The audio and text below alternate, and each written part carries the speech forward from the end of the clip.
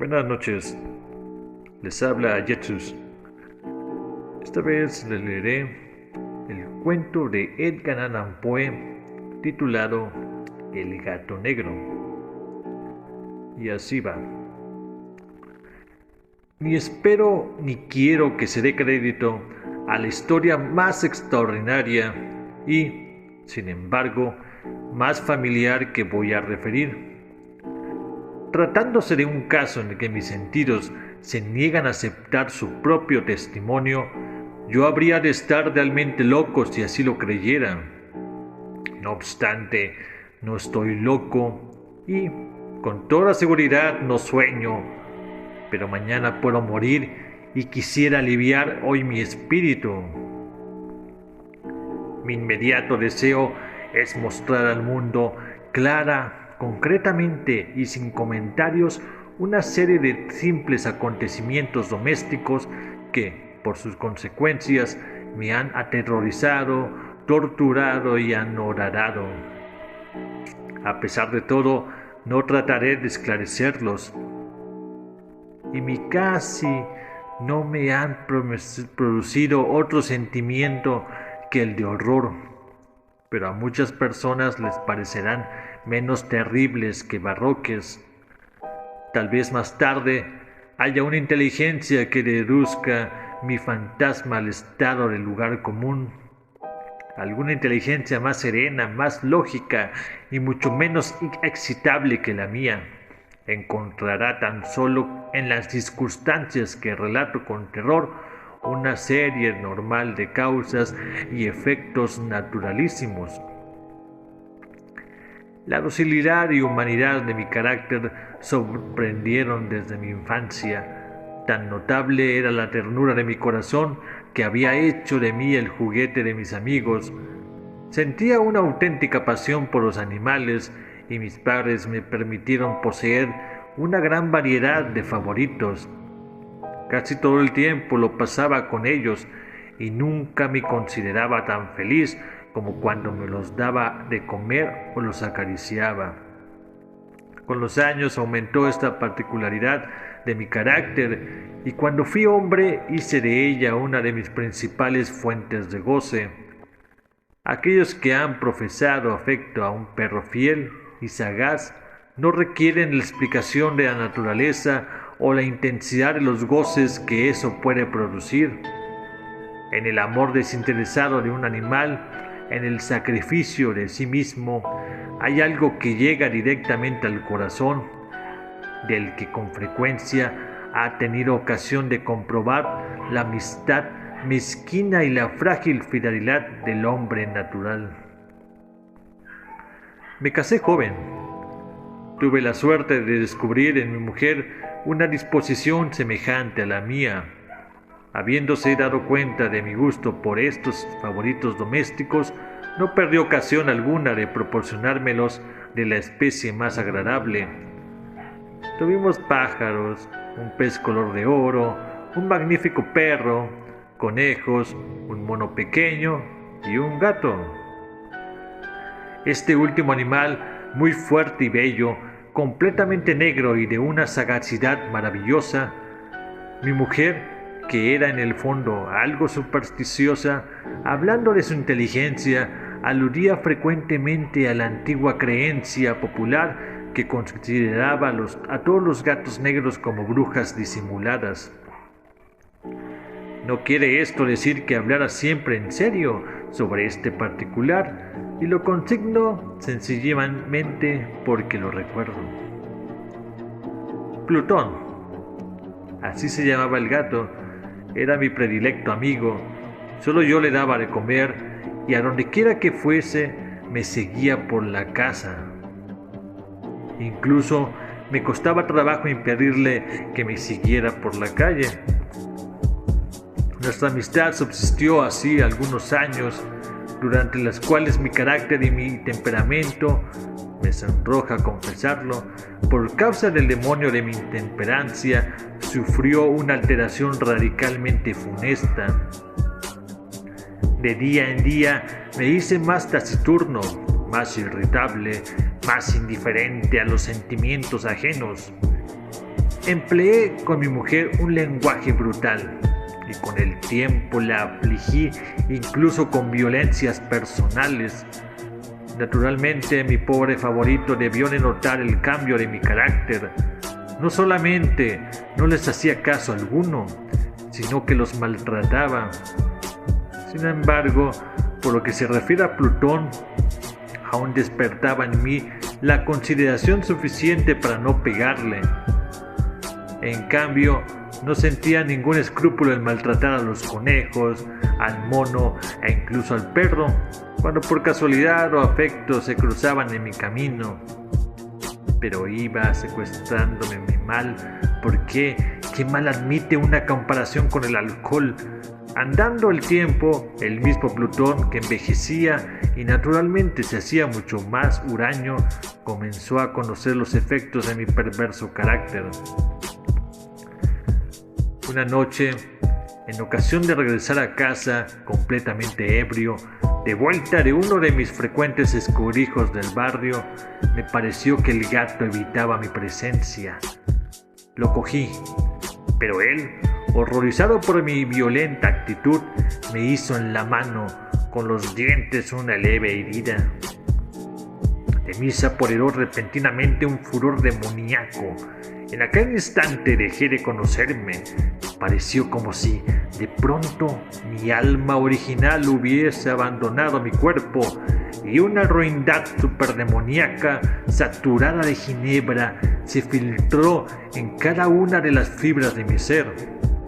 Del bolsillo de mi chaleco saqué un cortaplumas, lo abrí, cogí al pobre animal por la garganta y deliberadamente le vacié un ojo.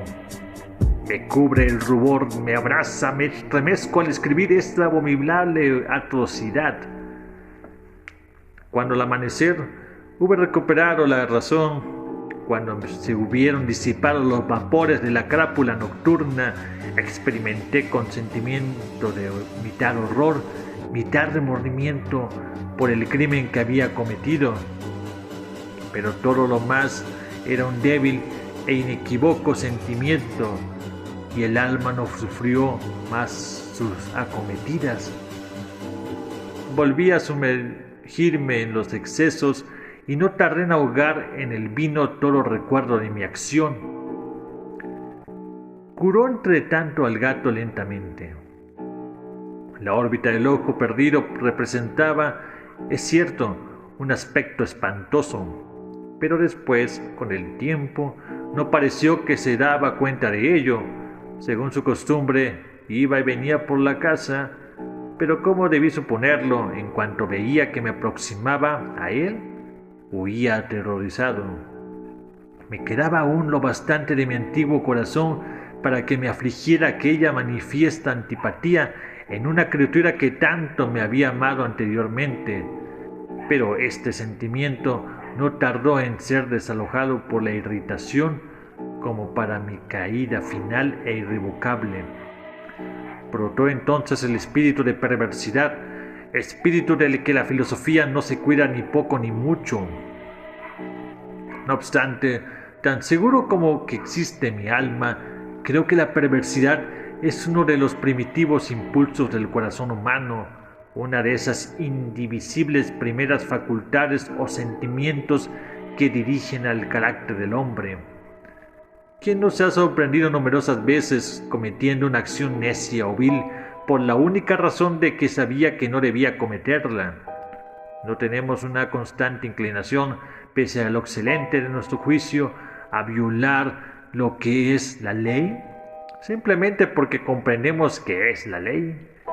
Digo que este espíritu de perversidad hubo de producir mi ruina completa, el vivo e insondable deseo del alma de atormentarse a sí misma, de violentar su propia naturaleza, de hacer el mal por amor al mal, me impulsaba a continuar y últimamente a llevar a efecto el suplicio que había infligido al inofensivo animal. Una mañana fría, ceñí un nudo corredizo en torno a su cuello y lo ahorqué de la rama de un árbol. Lo ahorqué con mis ojos llenos de lágrimas, con el corazón desbordante del más amargo remordimiento. Lo ahorqué porque sabía que él me había amado y porque reconocía que no me había dado motivo alguno para encolerizarme con él. Lo ahorqué porque sabía que al hacerlo cometía un pecado mortal que comprometía mi alma inmortal hasta el punto de colocarla, si esto fuera posible, lejos incluso de la misericordia infinita de muy terrible y misericordioso Dios. En la noche siguiente, al día en que fue sometida a una acción tan cruel, me despertó del sueño el grito de fuego. Ardían las cortinas de mi lecho. La casa era una gran hoguera. No sin grandes dificultades, mi mujer, un criado y yo logramos escapar del incendio. La destrucción fue total. Quedé arruinado y me entregué desde entonces a la desesperación. No intento establecer relación alguna entre causa y efecto con respecto a la atrocidad y el desastre. Estoy por encima de tal debilidad, pero me limito a dar cuenta de una cadena de hechos y no quiero omitir al menor eslabón. Visité las ruinas al día siguiente al incendio, excepto una. Todas las paredes se habían derrumbado. Esta sola excepción la constituía un delgado tabique interior, situado casi en la mitad de la casa, contra el que se apoyaba la cabecera de mi lecho. Allí la fábrica había resistido en gran parte la acción del fuego, hecho que atribuía al haber sido renovada recientemente. En torno a aquella pared se congregaba la multitud y numerosas personas examinaban una parte del muro con atención viva y minuciosa. Excitaron mi curiosidad las palabras extraño, singular y otras explicaciones parecidas. Me acerqué y vi a modo de un bajo relieve esculpido sobre la blanca superficie la figura de un gigantesco gato. La imagen estaba copiada con exactitud. Realmente maravillosa, rodeaba al cuello del animal una cuerda.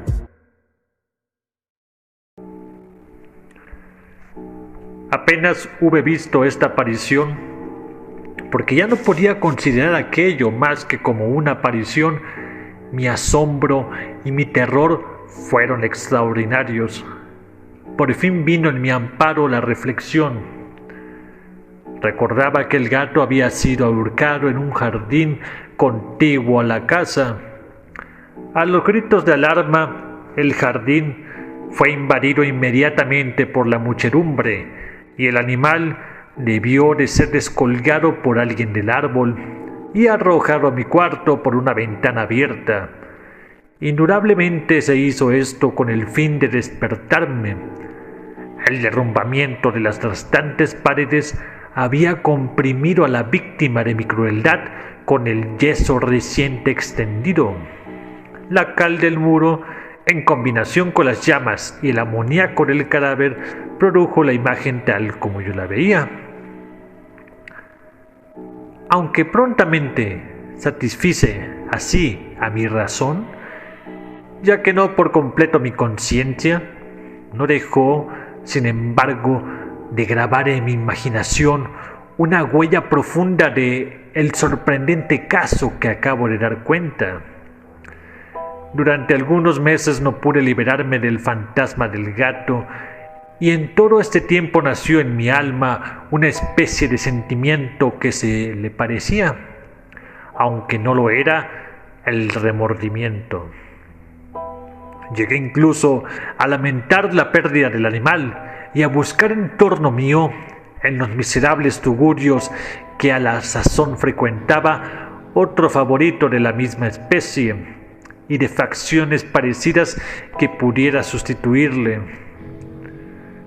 Hallábame sentado una noche, medio aturdido, en un bodegón infame, cuando atrajo repentinamente mi atención un objeto negro que yacía en lo alto de uno de los inmensos barriles de ginebra o ron que componían el mobiliario más importante de la sala. Hacía ya algunos momentos que miraba a lo alto del tonel y me sorprendió no haber advertido el objeto colocado encima. Me acerqué a él y lo toqué. Era un gato negro, enorme, tan corpulento como Plutón, al que se le parecía en todo menos por un pormenor. Plutón no tenía un solo pelo blanco en todo el cuerpo, pero éste tenía una señal ancha y blanca, aunque de forma indefinida, que le cubría casi toda la región del pecho. Apenas puse en él mi mano, se levantó repentinamente, ronroneando con fuerza, se entregó contra mi mano y pareció contento de mi atención. Era pues el animal que yo buscaba. Me apresuré a proponer al dueño su adquisición, pero éste no tuvo interés alguno por el animal. Ni le conocía ni le había visto hasta entonces. Continué acariciándole, y cuando me disponía a regresar a mi casa, el animal se mostró dispuesto a seguirme. Se lo permití, e inclinándome de cuando en cuando, caminábamos hacia mi casa acariciándole. Cuando llegó a ella, se encontró como si fuera la suya, y se convirtió rápidamente en el mejor amigo de mi mujer. Por mi parte, no tardó en formarse en mí una antipatía hacia él. Era pues precisamente lo contrario de lo que yo había esperado. No sé cómo ni por qué sucedió esto, pero su evidente ternura me enojaba y casi me fastidiaba. Paulatinamente, estos sentimientos de disgusto y fastidio acrecentaron hasta convertirse en la amargura del odio. Yo evitaba su presencia, una especie de vergüenza y el recuerdo de mi primera crueldad me impidieron que lo maltratara. Durante algunas semanas me abstuve de pegarle o de tratarle con violencia, pero gradual, insensiblemente llegué a sentir por él un horror indecible, y el aludir en silencio, como si huyera de la peste, su odiosa presencia. Sin duda, lo que aumentó mi odio por el animal fue el descubrimiento que hice a la mañana siguiente de haberlo llevado a la casa. Como Plutón, también él había sido privado de uno de sus ojos. Sin embargo, esta circunstancia contribuyó a hacerle más grato a mi mujer, que, como he dicho, ya poseía grandemente la ternura de sentimientos que fue en otro tiempo mi rasgo característico, y el frecuente manantial de mis placeres más sencillos y puros. Sin embargo, el cariño que el gato me demostraba parecía crecer en razón directa de mi odio hacia él, con una tenacidad imposible de hacer comprender al lector. Seguía constantemente mis pasos. En cuanto me sentaba, se acurrucaba bajo mi silla y saltaba sobre mis rodillas, cubriéndome con sus caricias espantosas. Si me levantaba para andar, se metía entre mis piernas y casi me derribaba, o bien, clavando sus largas y agudas garras en mi ropa, trepaba por ellas hasta mi pecho. En esos instantes, aun cuando hubiera querido matarle de un golpe, me lo impedía, en parte el recuerdo de mi primer crimen, pero sobre todo me apresuró a confesarlo, el verdadero terror del animal. Este terror no era positivamente el de un mal físico, y no obstante me sería muy difícil definirlo de otro modo. Casi me avergüenza confesarlo.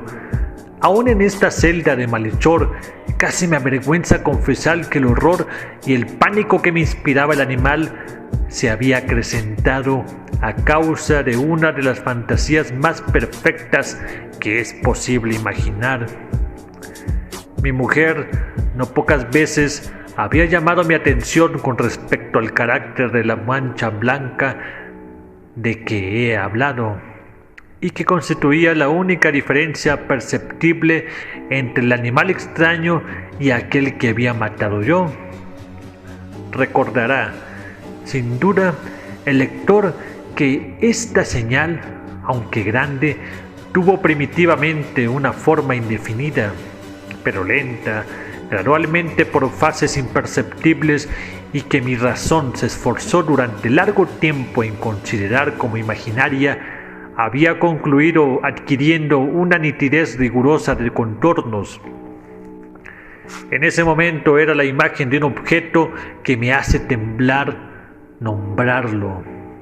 Era, sobre todo, lo que me hacía mirarle como un monstruo de horror y repugnancia, y lo que, si me hubiera atrevido, me hubiese impulsado a librarme de él. Era ahora, digo, tanta imagen de una cosa abominable y siniestra, la imagen de la horca. Oh, lúgubre y terrible máquina, máquina de espanto y crimen, de muerte y agonía.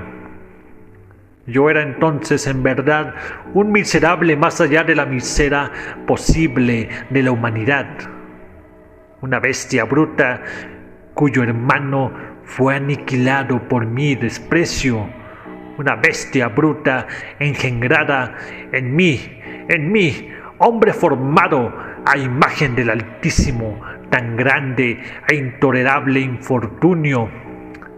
¡Ay! Ni de día ni de noche conocía yo la paz del descanso, ni un solo instante.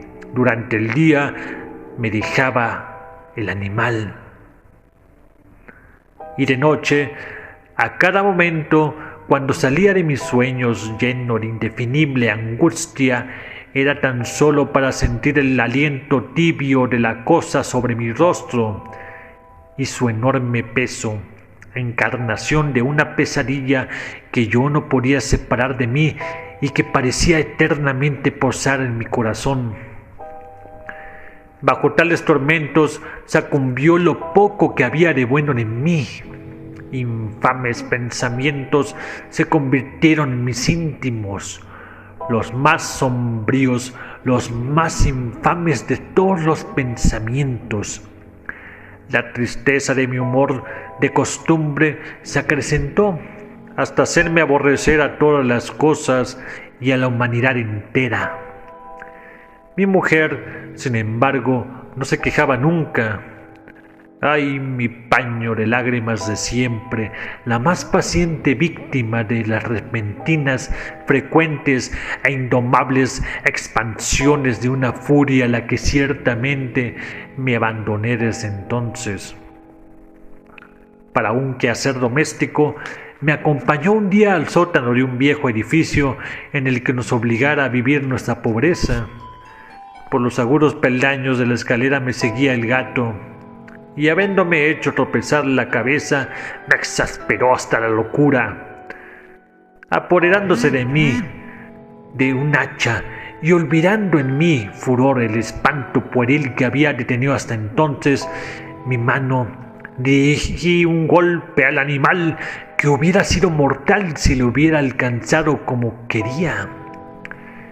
Pero la mano de mi mujer detuvo el golpe. Una rabia más que diabólica me produjo esta intervención. Liberé de mi brazo del obstáculo que lo detenía y le hundí en ella el hacha en el cráneo. Mi mujer cayó muerta instantáneamente, sin exhalar siquiera un gemido. Realizado el horrible asesinato, inmediata y resueltamente procuré esconder el cuerpo. Me di cuenta de que no podía hacerlo desaparecer de la casa, ni de día ni de noche, sin correr el riesgo de que se enteraran los vecinos. Asaltaron a mi mente varios proyectos. Pensé por un instante en fragmentar el cadáver y arrojar al suelo los pedazos. Resolví después cavar una fosa en el piso de la cueva. Luego pensé arrojar al pozo del jardín.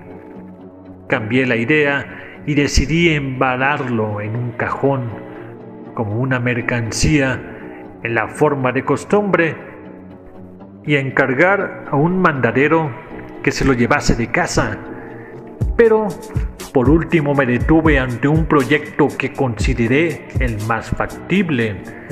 Me decidí en emparedarlo en el sótano, como se dice que hacían en la Edad Media los monjes con sus víctimas. La cueva parecía estar construida a propósito para semejante proyecto. Los muros no estaban levantados con el cuidado de costumbre y no hacía mucho tiempo había sido cubierto en toda su extensión por una capa de yeso que no dejó de endurecer la humedad. Por otra parte, había un saliente en uno de los muros, producido por una chimenea artificial o especie de hogar que quedó luego tapado y dispuesto de la misma forma que el resto del sótano. No dudé que me sería fácil quitar los ladrillos de aquel sitio, colocar el cadáver y emparedarlo del mismo modo, de forma que ninguna mirada pudiese descubrir nada sospechoso. No me engañó mi cálculo. Ayudado por una palanca, separé sin dificultad los ladrillos y, habiendo luego aplicado cuidadosamente el cuerpo contra la pared inferior, lo sostuve en esta postura hasta poder establecer sin gran esfuerzo toda la fábrica a su estado primitivo. Con todas las precauciones imaginables, me preocupé una argamasa de cal y arena, preparé una capa que no podía distinguirse de la primitiva y cubrí escrupulosamente con ella el nuevo tabique. Cuando terminé, vi que todo había resultado perfecto. La pared no representaba la más leve señal del arreglo. Con el mayor cuidado barrí el suelo y recogí los escombros. Miré triunfalmente en torno a mí y me dije: por lo menos aquí mi trabajo no ha sido infructuoso. Mi primera idea, entonces, fue buscar al animal que fue causante de tan tremenda desgracia, porque al fin había resuelto matarlo. Si en aquel momento hubiera podido encontrarle, nada hubiese evitado su destino, pero parecía que el artificioso animal, ante la violencia de mi cólera, se había alarmado y procuraba no presentarse ante mí, desafiando mi mal humor. Imposible describir o imaginar la intensa, la apacible sensación de alivio que trajo a mi razón la ausencia de la detestable criatura. En toda la noche se presentó y esta fue la primera que gocé desde su entrada en la casa, durmiendo tranquila y profundamente. Sí, dormí con el peso de aquel asesinato en mi alma. Transcurrieron el segundo y el tercer día. Mi verdugo no vino. Sin embargo, como un hombre libre, respiré una vez más. En su terror, el monstruo había abandonado para siempre aquellos lugares. Ya no volvería a verle nunca más. Mi dicha era infinita. Me inquietaba muy poco la criminalidad de mi tenebrosa acción, incluso una especie de sumario que apuró poco las averiguaciones. También se dispuso un reconocimiento, pero naturalmente nada podía descubrirse. Yo daba por asegurada mi felicidad futura. Al cuarto día, después de haberse cometido el asesinato, se presentó inopiadamente en mi casa un grupo de agentes de policía y procedió de nuevo a una rigurosa investigación del local. Sin embargo, confiado en lo impenetrable del escondite, no experimenté ninguna turbación. Los agentes quisieron que les acompañase en sus pesquisas. Fue explorando hasta el último rincón. Por tercera vez o cuarta vez bajaron por último a la cueva. No me alteré lo más mínimo. Como el de un hombre que reposa en la inocencia, mi corazón latía pacíficamente. Recorrí el sótano de punta a punta, crucé los brazos sobre mi pecho y me paseé indiferente de un lado a otro. Plenamente satisfecha, la policía se disponía a abandonar la casa. Era demasiado intenso el júbilo de mi corazón para que pudiera reprimirlo. Sentía la viva necesidad de decir una palabra, una palabra tan solo a modo de triunfo y hacer doblemente evidente su convicción con respecto a mi inocencia. Señores, dije, por último cuando los agentes subían la escalera, es para mí una gran satisfacción habrá desvanecido sus sospechas. Deseo a todos ustedes una buena salud y un poco más de cortesía. Dicho sea de paso, señores, tienen ustedes aquí una casa construida. Apenas sabía lo que me hablaba, en mi furioso deseo de decir algo con aire deliberado. Puedo asegurar que esta es una casa excelentemente construida. Estos muros, ¿sepan ustedes, señores? Estos muros están construidos con gran solidez. Entonces, por una fanfarrona frenética, golpeé con fuerza con un bastón que tenía en la mano en ese momento, precisamente sobre la pared del tabique tras el cual yacía la esposa de mi corazón. Que por lo menos Dios me proteja y me libre de las garras del archidemonio. Apenas hubiese hundido en el silencio el eco de mis golpes, me respondió una voz desde el fondo de la tumba. Era primero una queja, velada y encontrada como el sollozo de un niño. Después, enseguida, se hinchó de un prolongado sonoro y continuó completamente anormal e inhumano. Un alarido, un aullido, mitad horror, mitad triunfo, como solamente puede brotar del infierno, horrible armonía que surgiera al unísono de las gargantas de los condenados en sus torturas y de los demonios que gozaban en la condenación. Sería una locura expresarlo. Mis sentimientos. Me sentí desfallecer y tambaleando me caí contra la pared opuesta. Durante un instante me detuvieron los escalones los agentes. El terror los había dejado atónitos. Un momento después, 12 brazos robustos atacaron la pared, que cayó a tierra de un golpe. El cadáver, muy desfigurado ya y cubierto de sangre coagulada, apareció rígido a los ojos de los circundantes. Sobre su cabeza, con las rojas fauces dilatadas y llameando el único ojo, se posaba el odioso animal cuya astucia me llevó al asesinato y cuya reveladora voz me entregaba al verdugo. Yo había emparedado al monstruo en la tumba. Esto fue El gato negro de Edgar Allan Poe. Narró su amigo Ajetsus. Para más videos pueden seguirme en mis redes, en YouTube y en mi página oficial de Facebook, Ajetsus. Sin más, esto fue Buenas noches.